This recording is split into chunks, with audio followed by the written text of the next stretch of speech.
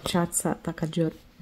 Hapit na alas 3 din sa buntag pero di pa ako makatulog. Daghan sing mga utana sa ako nga nung wala pa ako nagbalik sa Pilipinas.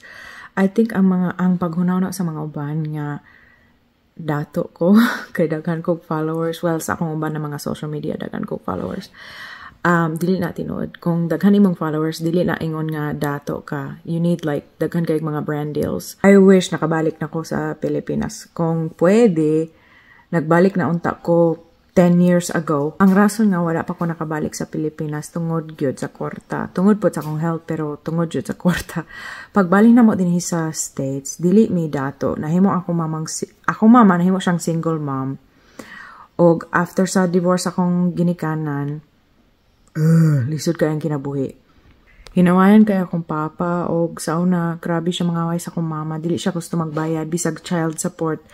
Actually, ang court, nag-order sila sa iya nga magbayad siya child support kay dili siya gusto. Grabe siya mangaway sa akong mama sa una, dili siya gusto magbayad child support. Tapos, permanently late iyang mga payments. Lisod po among kinabuhi sa una kami sa akong maisunuban sa akong mama, nagpuyo may sa kanang trailer park. Sa kanang mobile home. Nga, syempre, kung nasayod mo, ang mga tao nga magpuyo sa mga trailer park, dili man sila dato. O, dinhi sa States, especially considered na kanang mga pobre. Dahil nga na among kinabuhi, pila ka years, o naningkamot siya akong mama, single mom siya, nagtrabaho siya, naningkamot siya sa iyong trabaho, mag-provide para sa among tanan. O, thankful kayo mi, ana, sa iya, thankful kayo mi. Tapos, katong 18 years old na ko, nagsugod na ko trabaho. Sa first, caretaker ko para sa kanang tiguang na babae nga na siya dementia. Caretaker ko para sa iya. Magtabang ko siya magligo, magtabang po ko siya magtrapo. After mag-CR siya, nga na. And then, after that, ang akong next na trabaho, cashier ko sa Dollar Tree. Wala siguro Dollar Tree sa Pilipinas. Pero din sa States, daghan kay mga Dollar Tree. Cashier ko dito og medyo lisod ang trabaho kay dili lisod, syempre dili lisod mag-cashier. Sayon lang na. Ang lisod ang customer service kay grabe. Makalagot jud ang mga tao. And then nag-cashier na pud kog lahi na lugar. Wala nang ang tindahan karon, ang tawag Hastings. Akong iro. Hastings ang tawag sa tindahan sa una, pero wala na siya karon, nag-close na siya karon. Dito po, murag stressful ang trabaho, pero mas stressful ang ako mga coworkers. Kataonan kayo atong panahon kay naisa ka coworker na ako, dili siya ganan sa ako.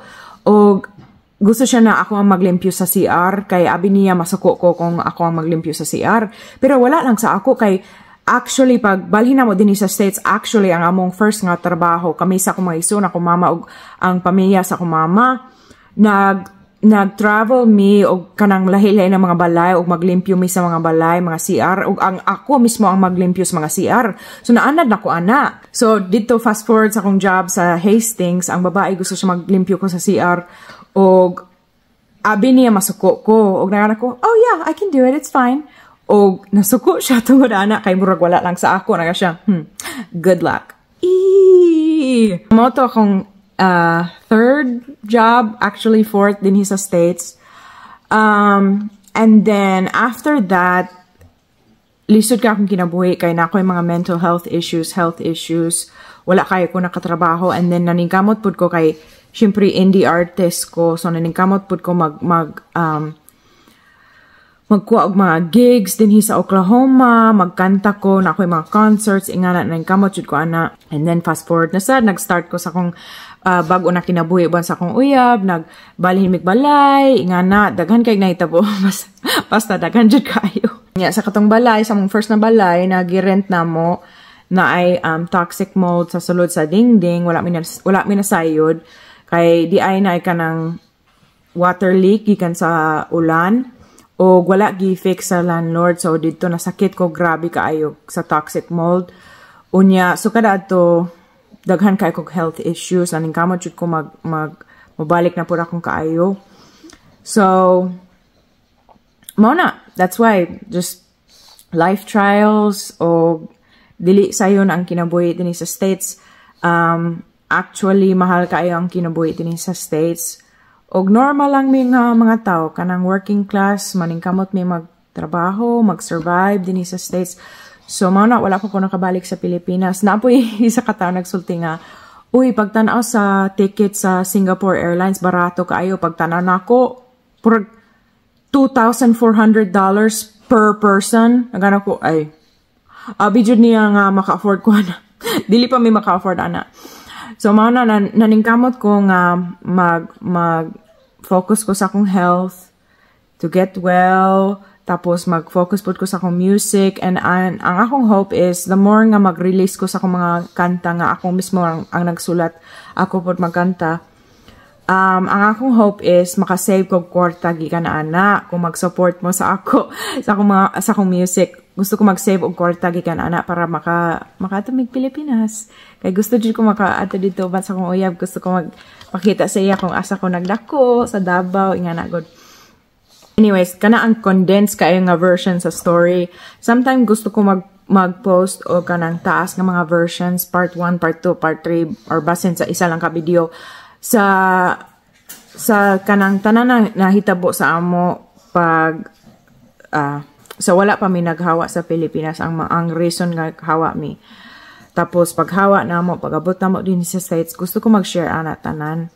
Pero sa tinuod lang, bisan nun sa akong i-share sa video, dili ko gyapon mag-share sa tanan jud nga hitabo.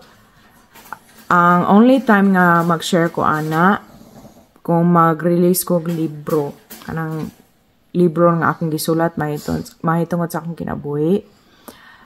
That's the only time nga mag-share jud ko sa tanan ng mga details kay basta gusto lang ko sa safety sa usa ka libro ang akong story. Kay grabe jud ang mga details. Na yung mga tao dili jud makatuo. Okay, nisag ang hope pud nako nga by the time nga makabalik ko sa Pilipinas, ang hope nga ko nga maka-perform ko mga concerts dito sa akong mga kanta, labi na akong mga Bisaya nga mga kanta. Gusto jud ko ana, pero ang gusto nako, nagsulti ko ani sa akong uyab. Ang gusto ko magbuhat og kanang gagmay nga tour sa sulod sa Pilipinas. Unya mag-tour ko sa mga lahi-lahi nga mga city nga usually ang mga uban ng mga musicians dili sila mag-adto. Di ba kung mag-tour ang mga sikat nga mga tao, mga musicians sa Pilipinas, asa sila mag-adto sa Manila, di ba? Permi sa Manila. Sa Manila lang. O, siyempre, gikan ko sa Davao, di ba? Gusto ko mag-concert sa Davao. Sa Davao, dyan akong number 1. Pero, gusto po ko mag-ato nga uban ng mga cities nga, usually, dili mag-ato diha ang mga sikat sa Butuan, sa Cagayan de Oro, sa Bohol. Nga na, good. Gusto ko mag-tour. Nga na, labi na sa Butuan kay, pagbali na mo sa Pilipinas, diha may nagpuyo first time sa Butuan for 1 year. So, diha jud ang akong di ako nag-celebrate sa akong first birthday sa Butuan.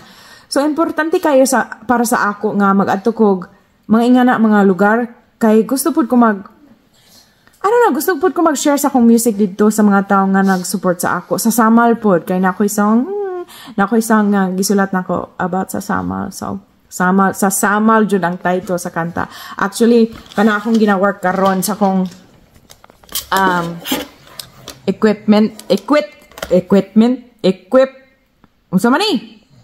Equipment. Ambot na lang.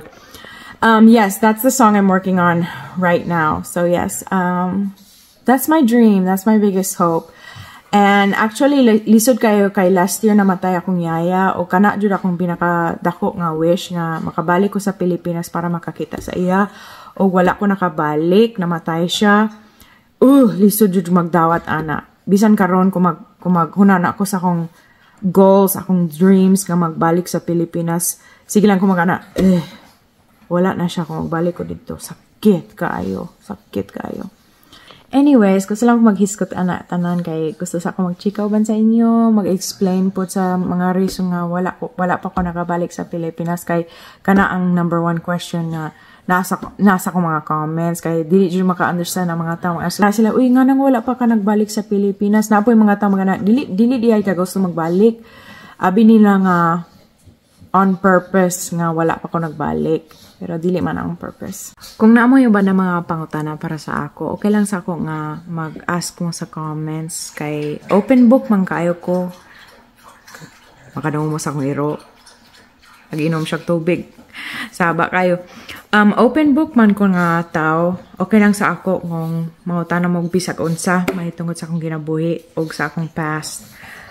Okay lang sa ako mag-share ban sa inyo. Ganahan man ko mag-istoryawan sa inyo.